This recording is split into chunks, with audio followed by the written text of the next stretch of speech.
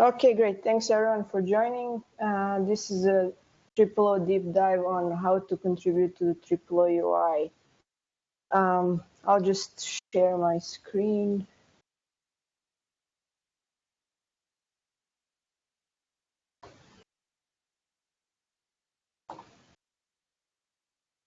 Okay, can you see the Etherpad? Not yet. I see just a black screen right now. No. Still? Yeah. Are you using Fedora 25? You might need to log out and log back in under X if you want to share a window outside of your browser. I'm actually trying to share my browser, but I will need to share other windows later as well. Can you repeat what I need to do?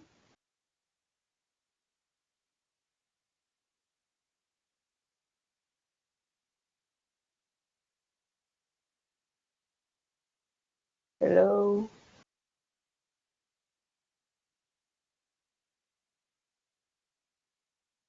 It sounded like log back out and log in, but I'm not sure of what, of BlueJeans, maybe?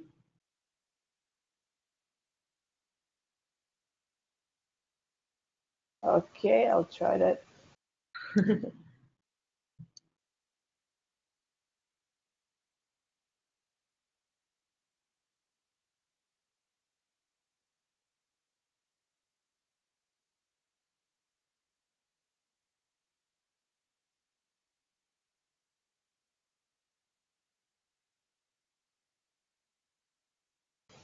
So I'll try to share my screen again.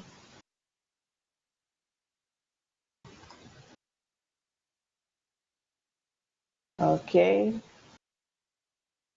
Firefox instead of Chrome? It's still all black.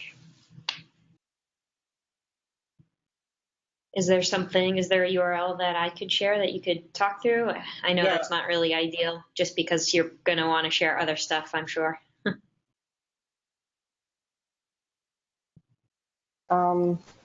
Okay.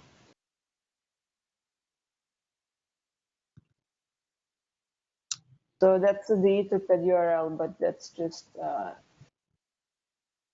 gonna solve the problem for now, but later I need to share my terminals as well. Yeah. Here, let me share my screen for now.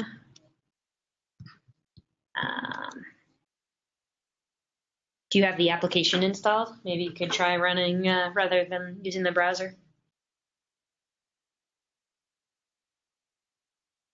Okay, let me start with this and then we'll hopefully figure it out. All right. Okay, so I'd like to talk a little bit about TripleO UI in general first, and then I'd like to show you how to set up your environment so that you can contribute code and reviews. And then Liz will talk something about contributing UX designs and reviewing designs. So first, just a bit about the history of different UIs in TripleO. So historically, we've kind of had a bit of a trouble with the UIs in TripleO. We used to have this UI called the Taskar UI, and that turned out to be problematic for various reasons. I don't want to go in depth into that, but there's a link on line 8 if you want to find out more background information on that and the reason why we decided to abandon that project and basically build a new UI from scratch. So I think that happened like a year and a half ago or something like that. So both the idea and the initial implementation came from Jirka Tomaszek. So the new TripleO UI, it's basically a completely client-side standalone application written in JavaScript. So it's really fast, it's really flexible, and if you use the Taskar UI and then you try the new UI, you will notice just a huge improvement in usability and ease of use. Architecture-wise, we are using the React JavaScript framework, and then the Redux library to manage state in JavaScript. And so there's this picture now that I can paste. Oh, that's not it. Yeah, that's it. So this is basically a diagram that describes the architecture of the how the different TripleO components interact. And on the top you can see the GUI and also the CLI. So and potentially other clients can also come there. And then there's a Mistral API, which basically wraps TripleO common library, which holds all the business logic. That logic lives inside the Mistral actions and workflows, and then that talks to other OpenStack APIs using Python clients. And UI is also using the car for messaging as a messaging service. So that's that part. So are there any questions about this before we move on to the setting up the dev environment and so on?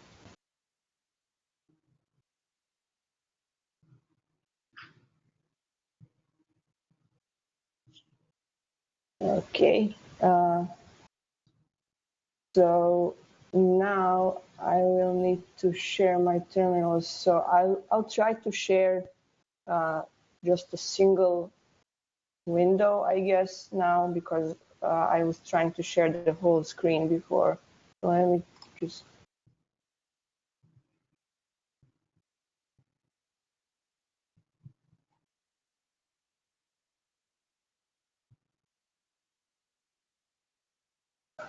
It doesn't even allow me to share anything other than Chrome.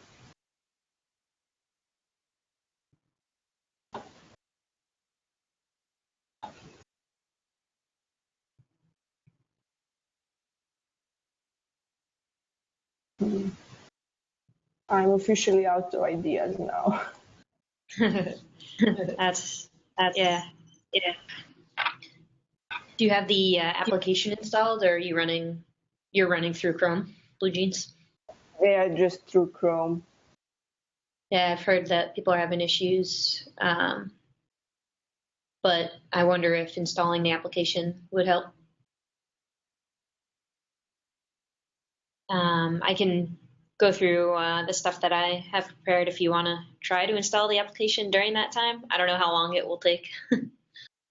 So is there a Linux client? I mean, I don't even know. I've just always used it like this, and I've never had a problem. So this is.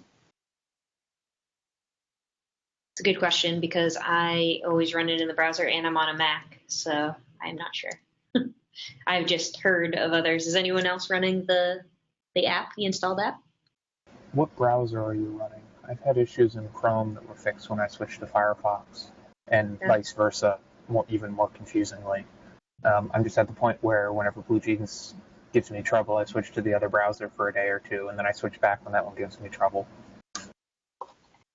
I thought they dropped support of Firefox and it only is supported in Chrome, but maybe that's just... They did, but it actually still works. That's good to know. Do you have Firefox installed, Anna? I'm just installing it now, so I'll try that. Right. But if you want to go through your stuff, then sure. Give it one more shot of trying to make this work. Sounds good. Yeah, Sorry, I'll share my screen again. Yeah, it happens. All right. So what I wanted to talk about is the TripleO design workflow. So some of this is my own personal workflow, and some of it is actually what we try to do as a UXD team upstream in OpenStack. So I figured all would be good to share. So the things that I want to go through, and I'll bounce a little bit around in each of these and just show the tools that I typically use. But the topics I wanted to cover are the 5 steps that I would consider as the basic workflow, and the first being brainstorming and coming up with use cases. Second being sketching. Third, wireframing, and the fourth is sharing and reviewing. And the fifth is really just, do all this again and again and again as you continue to get feedback during that share and review phase. So I'll get into some of the details on each of these. For brainstorming and use cases, typically I'm just using Etherpad, Google Docs, whatever it is that the person or people I'm working with are typically using. So I kind of bounce around with different tools. Some of the projects I work on, they're big into Google Docs, and others are really big into Etherpad. So in any case, it's typically just capturing words on a page, and it might even be done in email, but I typically try and translate it to one spot, whether it's an Etherpad or a Google Doc, to keep everything in one spot for folks to reference. Both those tools are really nice, other than email, to keep revision history and be able to change things and have, one master of what the current use cases we're trying to solve for are. And so my role is an interaction designer. I typically work with Ju Lim here. She is at Red Hat as well, but we both work upstream a lot. And so I typically work with her on use cases. She's really, really good at putting these together. And these are really all based off of our requirements from our users. We build this not based on, what's in our head, but what we hear from talking with users out there, whether it's at OpenStack Summit or a Red Hat Summit or any other customer or user event that we can get to. And we will work with folks like Anandeep, he's on the call here, to understand, priorities of these use cases, and we'll try and tackle, the top priority use cases first as we move into some of the design phases. So that takes me to sketching. I stick straight to paper, pencil. Definitely an eraser is really important. So I think that this is something that sometimes people skip in the design world and they jump right into wireframing, but this is really, really important, because if you can get 10 ideas down really quickly in a sketchbook or on a notepad, you're going to save yourself a lot of time in the wireframing stage. And I think this is really similar to saving time in development by wireframing. I think sketching saves you a lot of time in the wireframing phase. So I think that's why I want to call it out as its own step, just to get the ideas down there. And then moving into wireframing, so there are a ton of different wireframing tools. I think that a lot of them have pros and cons. The tools that I use for wireframing currently are InDesign as my primary one, and this is pretty much because all of the designers that I work with here in my office use InDesign, so we're able to share assets and quickly get up and running.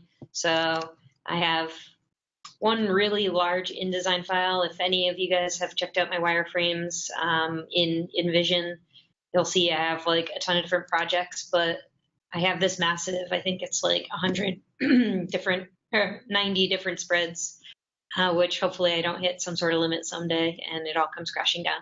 But that's my primary wireframing tool. And the secondary tool that I use, it's actually a newer tool and starting to become really popular, is called Sketch. And so I've tinkered with this. I've worked on some OpenShift Online stuff. And so you guys might see that in that community as well. But it's also a really neat, cool, up-and-coming wireframing tool. And they actually have InDesign does too, but Sketch has a really nice integration with Envision, which is the review tool that I'll talk about next. I should probably pause and ask if anyone has any questions on any of the stuff that I've talked about so far.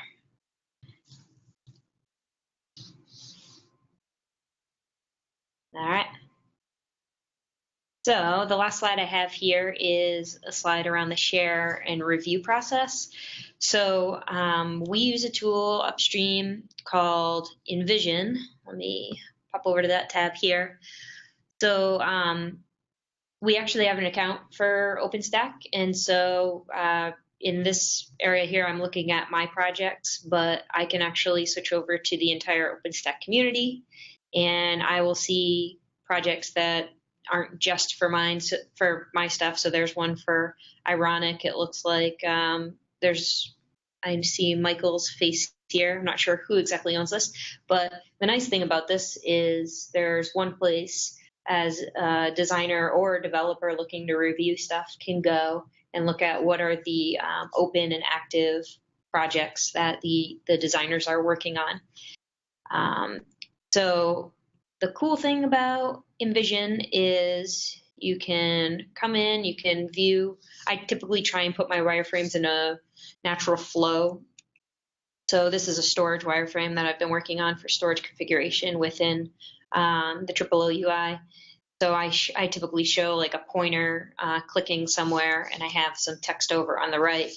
And so people can try and follow the progression of what the user is doing here. So they've opened this modal, and they're actually going to click on a subtab. And so here they're looking at this subtab. They're going to click on the add plugin link. And actually within Envision, you can have hotspots so the person reviewing can actually click there. So that's kind of cool. But what the most powerful feature is of Envision is the concept of having comments. And so this is a comment that it looks like Ju has actually added, just saying, hey, you know, how would a user actually add more instances of Ceph here? We need to figure that out. And so it's actually open to anybody. Anybody can come in and add comments to this. So it's a really nice way to have not only a conversation just one-to-one, but you know, a ton of people could get involved, and I can respond myself. I can tag folks, so I can, you know, tag somebody like Ju and say, hey, Ju, I want your opinion on this. So it's a nice way to kind of converse right here in line with the design. And you can move these around. That's something that I realized a little later in using this tool is you can add a comment and actually move it to where it might make most sense to target.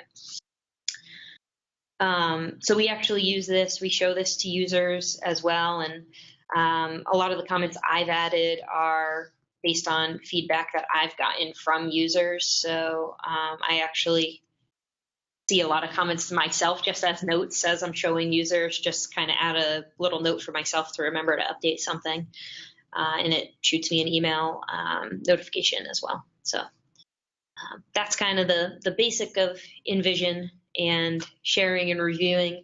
Basically, these designs are always a work in progress. They're living and breathing documents. So we're continuously getting feedback and making new revisions and trying to figure out which of these things are going to make it into the next release of the TripleO UI. So we're talking about what's going to go into Pike right now, what the team can do. So that's pretty much the design process in a nutshell. Any questions on that or comments?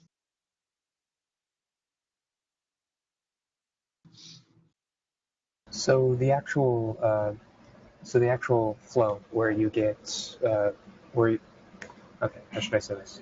How do you get stuff from the UI into a configuration that's deployed with OpenStack? I saw from your diagram that you're using that you're setting up like a Mistral workflow for whatever the user, all the buttons the user clicks. How do you do changes, that sort of stuff? How does the UI transform into a config, which transforms into a cloud, hopefully?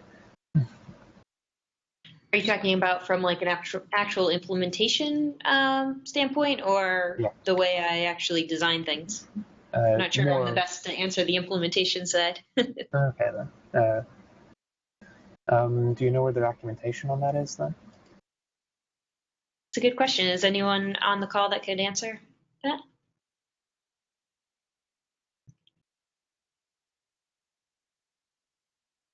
There's got to be someone. Let me look at the attendee list.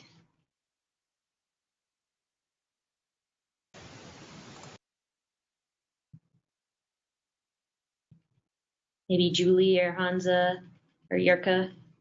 Yurka might be a good person to answer. He's there. I'm not exactly. I don't exactly know if I followed the question properly, but I think that's something what Anna would like to talk about. I mean about how we implement those wireframes and how we actually how it connects to how the UI interaction connects to workflows and so on. I don't know if that's a plan. I can probably try to describe that.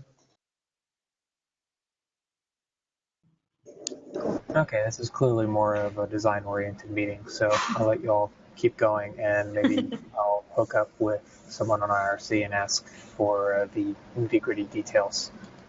Yeah, and I think Anna would like to cover, more of the implementation and getting started and actually contributing to the code of the UI. So, and mine was kind of more just a extra. Here's the design side of things. So, let's see if Anna can share. Are you back, Anna? Can you try and share your stuff again?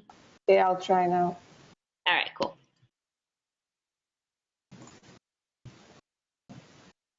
Okay, can you see something?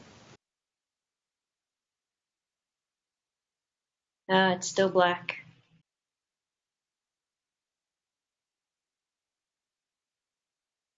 I'm using Firefox now for what it's worth. Bummer.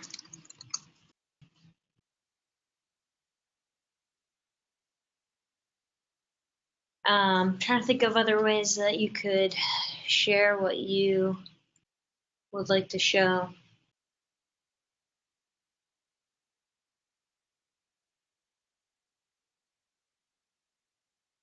Does anybody else have it running that you could talk through?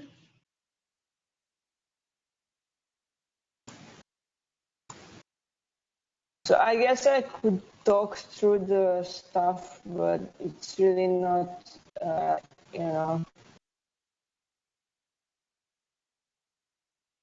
Oh, see it.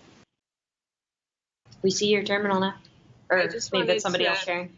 That's somebody else. Can you hear me? I just wanted to see how I could do it. I'm in Chrome, and I had to add an exception, and then it allowed me to choose the actual terminal.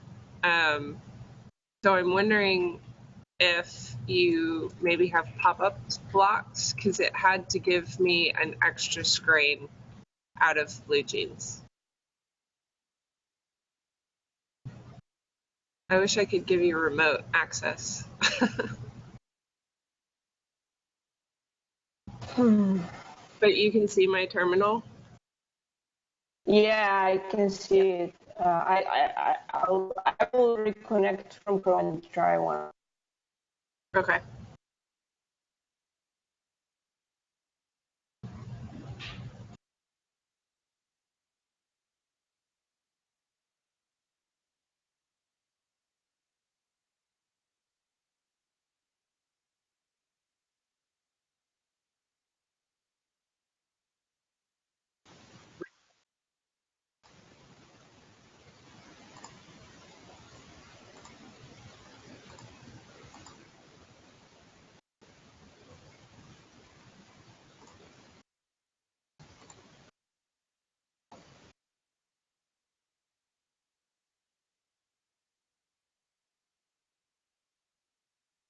Anything?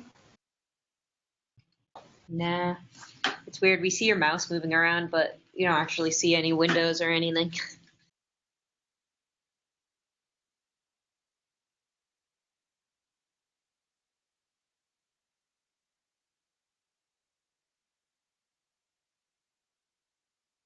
So are you sharing just one application or whole I desktop? tried both. I tried both of those, and nothing works. Actually, Okay, when I try to share just one application, it doesn't even offer me terminal windows, so it offers me just browsers. But even if I try that, it doesn't work, right? Is that you okay. sharing? You see somebody sharing?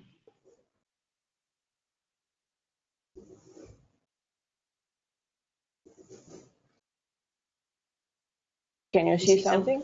Yeah, we see your browser Yeah. or somebody's browser. I'm assuming it's you, Anna. Okay. Can you see my terminal now? Nope.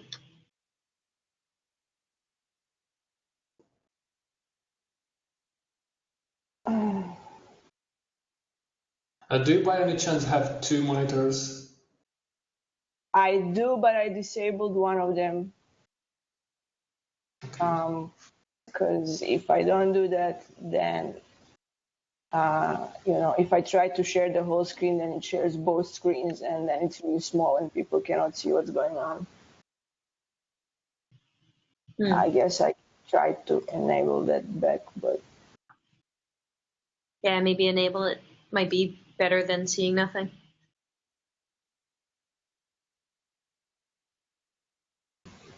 You could always unplug the second screen, Anna.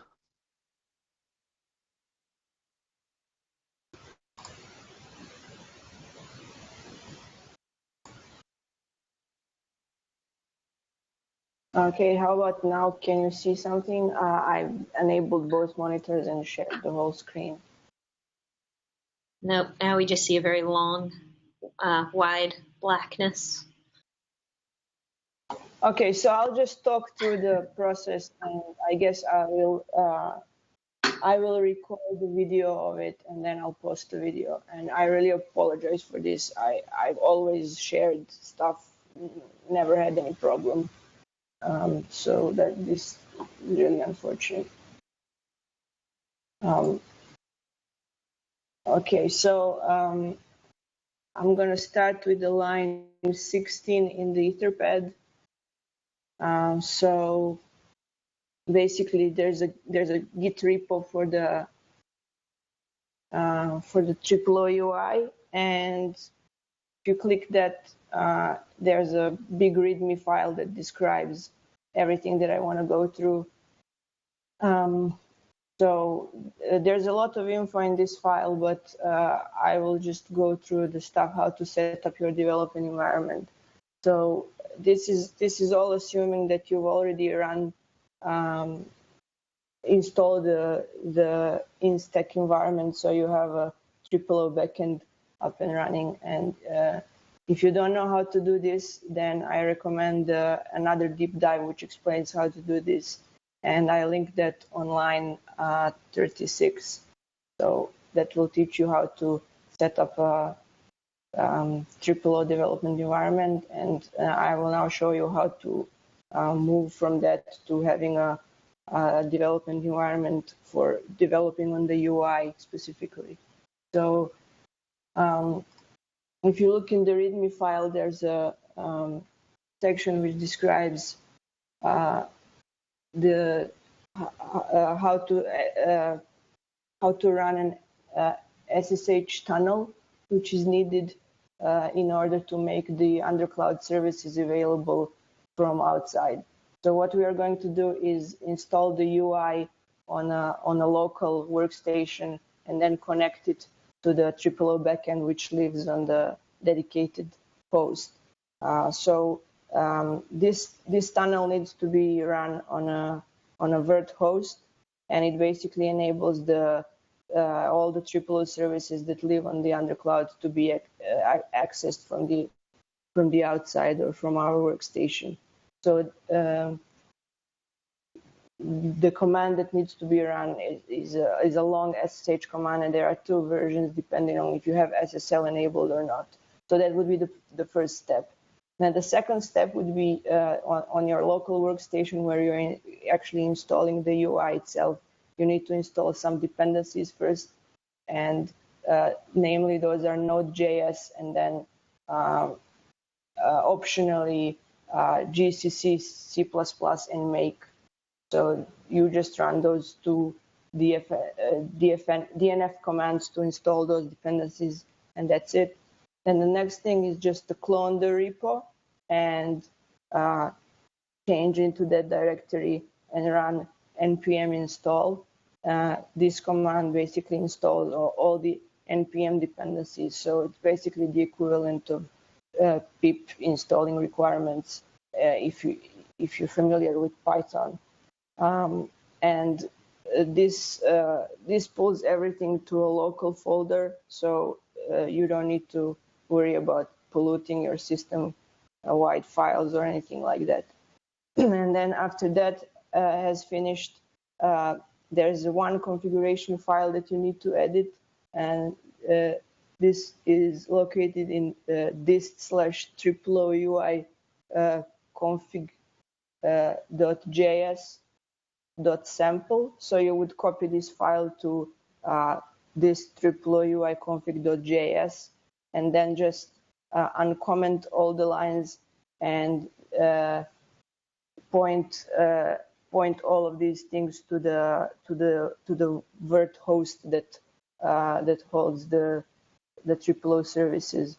So I think in the default version of the file, there's a IP address 192.001, and you just need to replace this with a IP address or the host name of the vert host. And after that, you would just run npm start, and that would just start the development server, and then you can access the UI locally by opening the browser and running localhost on port 3000.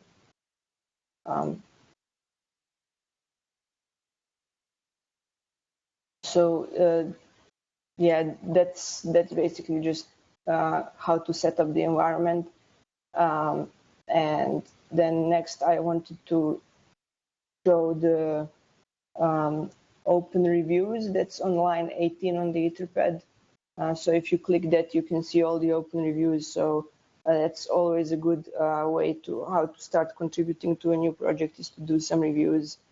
And you will see that we don't have a huge number of open patches there, like some projects. So it's nice to look over those and try to review some for a start. Then next line 19 shows all open bugs, and the next one shows bugs which are also tagged with the tag low hanging fruit. So this is a good starting point if you're new to the project. And as for finding the TripleO UI devs, we are hanging in all the same places with the rest of the TripleO team. So we are on the TripleO channel on Freenode, on IRC, and we are also participating in the OpenStack dev mailing list. Yeah, that's all I wanted to go through. So I guess if there are any questions, you can ask now, and I will try to record all of this and post the video on the mailing list so that people can kind of watch this and follow along, because otherwise it doesn't really make much sense just to talk about it.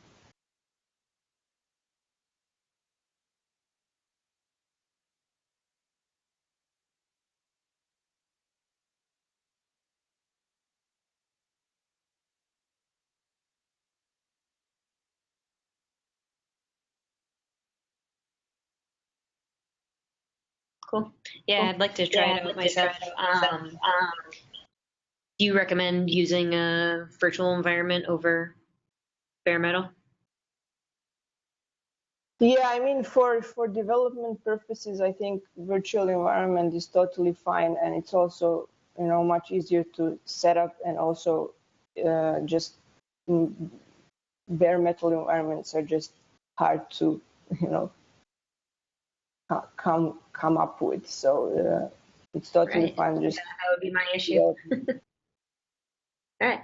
Cool. So one thing that I wanted, everyone to kind of walk away with is how trivially easy it is to get from working TripleO setup to TripleO UI setup. So basically, you need like 4 or 5 commands, like setting up a tunnel, cloning the repo, installing the dependencies, editing one configuration file, and running the development server, and that's all. You don't need anything else. And I would like people to realize that there's really it's really low bar to start contributing to the TripleO UI. If you're already a TripleO contributor, then it's really, there's nothing to it. You can already do it today. And as for the JavaScript, language and React.js framework, if you're coming from the Python world, as I am, don't think this is going to stop you from being a TripleO UI contributor. I think as far as JS frameworks go, React is really a good one, and the official documentation is also very good, and it just code looks really clean and makes a lot of sense, and it's not that hard to kind of get into it.